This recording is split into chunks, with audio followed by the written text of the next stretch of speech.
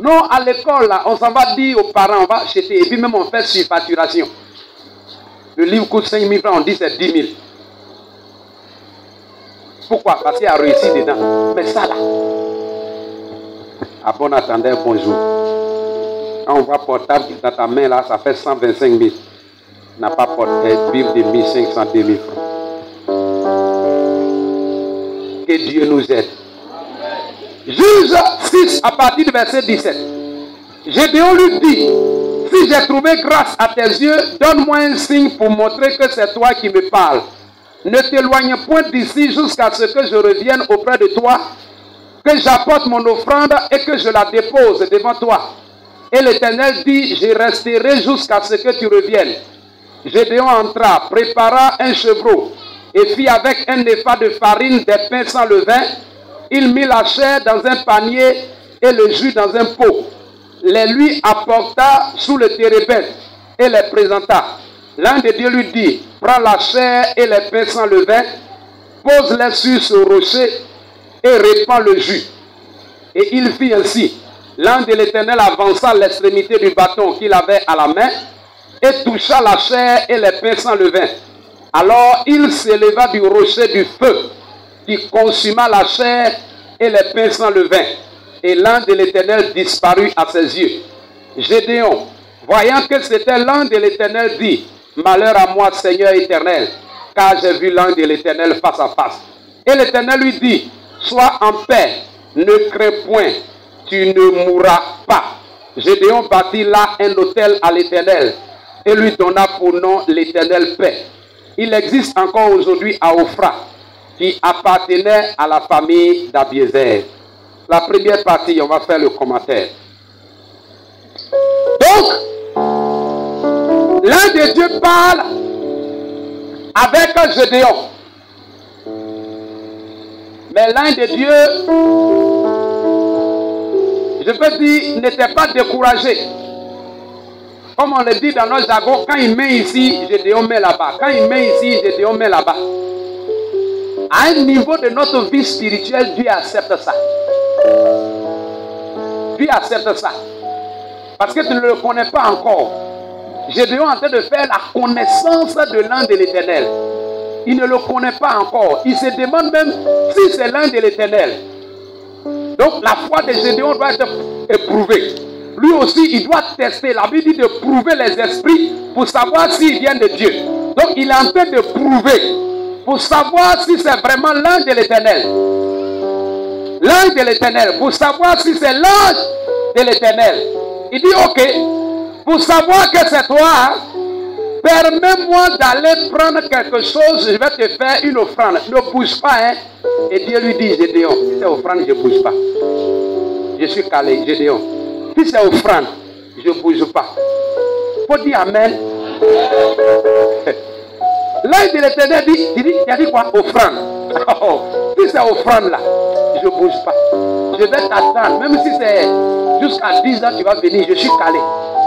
Si c'est offrande seulement, il faut envoyer, je ne bouge pas, je suis là. Mon ami, c'était à quel moment Gédéon va faire offrande là? C'est un moment où on dit à rien. Quelqu'un dit Amen. Non, il faut dire bien Amen. C'est un moment où, c'est-à-dire, les ennemis ont détruit toute la moisson. On dit il n'y a plus moisson, il n'y a rien. Gédéon, même le mougou là, il était en train de chercher pour mettre ça à l'abri. Et c'est dans ça encore, c'est pas l'un de Dieu qui l'a obligé. Hein. Lui-même il dit, je vais te faire une offrande. Mais où Gédéon va prendre l'offrande?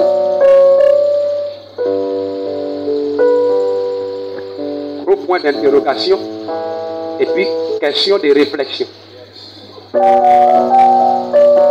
On dit à rien. Mais où il va prendre l'offrande?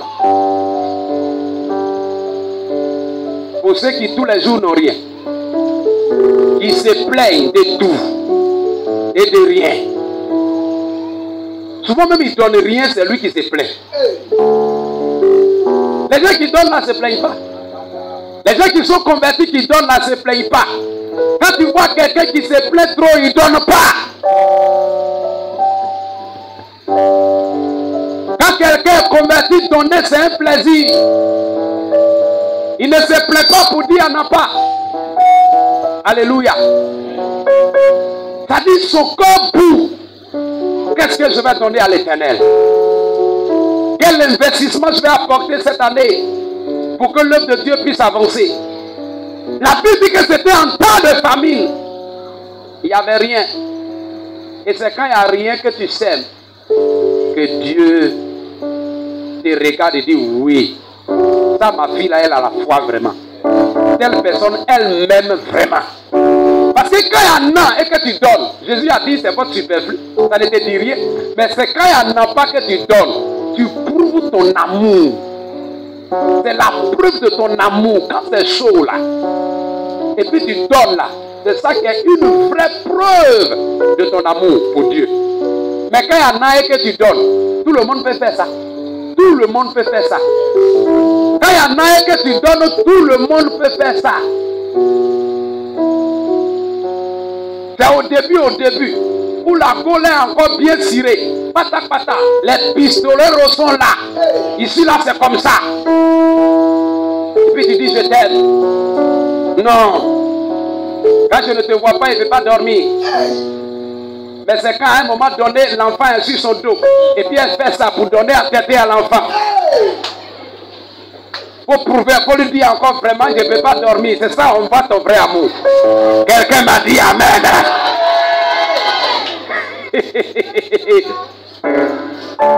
Je prêche bien.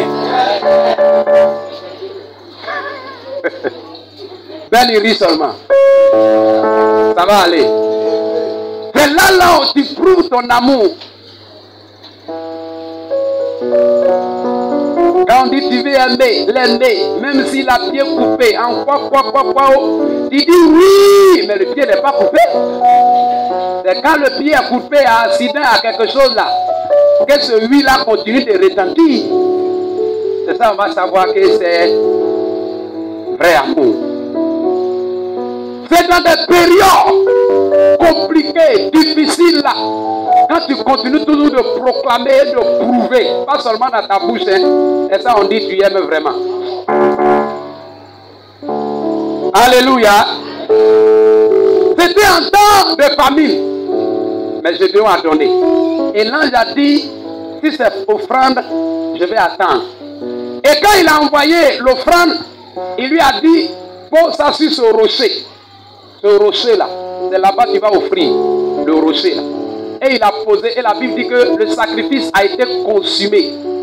Et puis l'ange de Dieu a disparu. Et Gédéon a dit, oh malheur à moi, j'ai vu l'ange de l'Éternel. Il dit, non, tu ne vas pas mourir parce que tu as vu l'ange de l'Éternel. Mais ma paix vient sur toi. L'Éternel paix.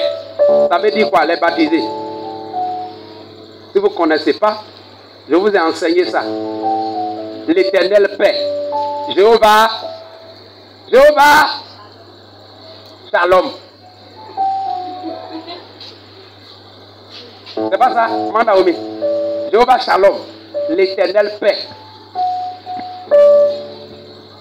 C'est comme si en temps normal, Gédéon devait mourir. Mais le sacrifice a été fait sur le rocher. Et le fait que ça soit consumé, l'ange de Dieu a disparu dedans. Ça veut dire que c'est un sacrifice que Dieu a agréé. Et quand Dieu agrée ce sacrifice-là, le sacrifice vient pour ôter, pour briser la malédiction. La personne qui devait mourir ne meurt plus. Christ, le rocher des anges. Est-ce que quelqu'un m'a compris? C'est Christ. Ce sacrifice-là, c'est Christ. C'est la croix qui est venu briser toutes les malédictions de mort. On ne meurt plus encore, alléluia. Tu ne mourras pas au nom de Jésus-Christ. Tu ne mourras pas avant ton temps au nom de Jésus. Tu ne mourras pas avant ton âge au nom de Jésus-Christ. Le sacrifice a été fait sur la croix. Et la Bible dit qu'il n'y avait pas de défaut. Il était le sacrifice propre, pur, qui pouvait ôter la malédiction. Et donc Gédéon, tu ne mourras plus. Et ce sacrifice-là, quand tu l'as accepté, quand tu l'as goûté, quand tu l'as mangé, tu reçois une paix du cœur. La paix, la paix, la paix.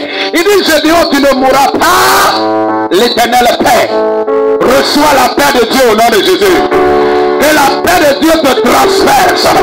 Toi qui es venu en ce lieu troublé, tu n'as pas la paix. Que cette paix t'habite maintenant au nom de Jésus-Christ. Il y a une situation que tu es en train de vivre et tu es troublé comme Gédéon. Tu n'as pas la paix. Je proclame cette paix-là dans chaque aspect de ta vie au nom de Jésus-Christ. Christ est mort pour que nous ayons la paix. Il a reçu. Alléluia. La paix. Et on dit cette paix-là existe jusqu'à aujourd'hui. Le mausolée qu'il a fait et il a donné ça à l'Éternel, ça existe jusqu'à aujourd'hui. Il a bâti un autel pour adorer l'Éternel. Alléluia. Alléluia. Depuis que l'ange de l'Éternel a commencé à se révéler à lui, on n'a pas vu Gédéon bâtir un autel. Mais la Bible dit qu'il a vu, il a su que c'était l'ange de l'Éternel. Et il était délivré maintenant de lui-même. La chose qu'il a fait, c'est de se livrer à Christ. C'est de commencer à adorer le Seigneur. Il dit, sans toi je ne suis rien. Sans toi je ne suis rien. Tu as donné ta vie pour moi. J'ai la paix du cœur. J'ai la joie maintenant. J'ai le bonheur. Oh Père, je vais t'adorer. Je vais t'élever. Je vais te célébrer. Il a commencé à adorer l'Éternel maintenant. Et l'adoration, ça veut dire que se livrer à Christ.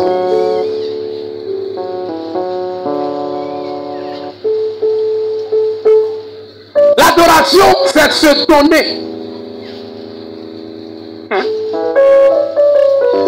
Amen. Il a bâti un hôtel.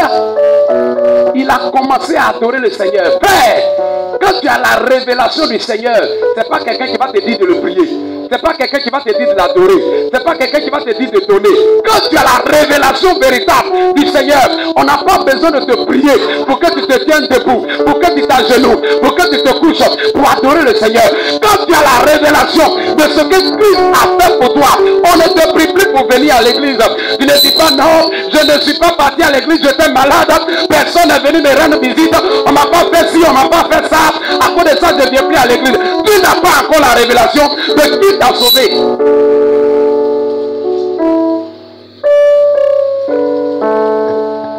C'est à cause de ça que tu te plains des hommes, de ce que les hommes vont te donner, de ce que les hommes vont faire pour toi. Et cela limite ton adoration. Cela limite ta communion avec Dieu. Cela limite véritablement ton intimité avec Dieu.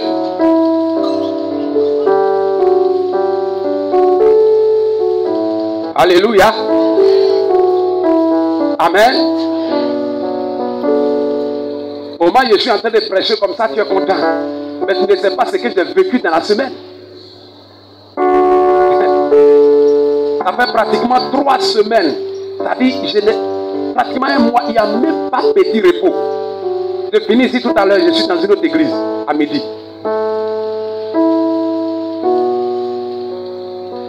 Alléluia. Amen. On n'a pas encore la révélation. On hésite encore. On se réserve encore. Quand il a reçu la révélation, on n'a pas prié Gédéon, il a fait l'autel. Et il a commencé à adorer Dieu. Alléluia. Alléluia.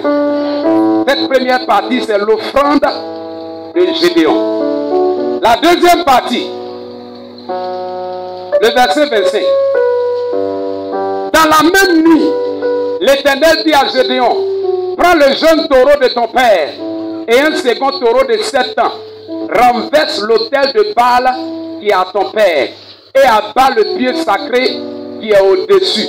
Tu bâtiras ensuite et tu disposeras sur le haut de ce rocher un autel à l'Éternel ton Dieu.